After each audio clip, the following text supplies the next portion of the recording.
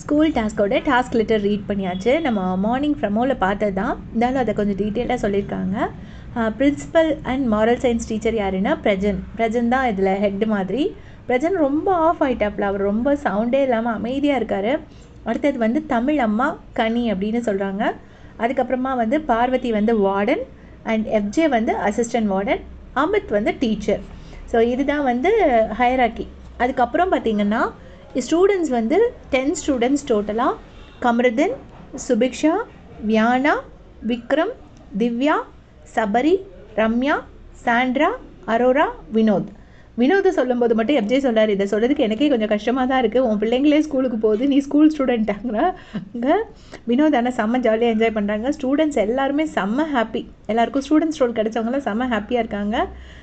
Warden role கிடச்சவங்க and டீச்சர்ஸுக்கு கொஞ்சம் இது போல் இருக்குது. அமித் ஈஸியாக எடுத்துக்கிட்டாரு.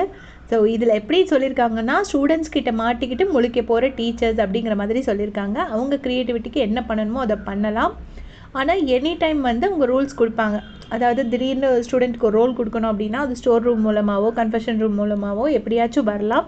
அது இப்போதைக்கு இவ்வளோ தான் சொல்லியிருக்காங்க. எல்லாருமே ஸ்டூடெண்ட் ரோல் கிடச்சவங்களுக்கு எல்லாத்துக்குமே வந்து ஸ்டோர் ரூமில் வந்துருச்சு பேகு.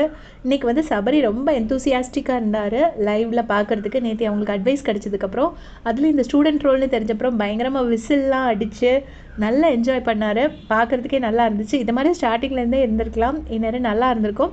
உங்களுடைய கமெண்ட்ஸ் சொல்லுங்கள்.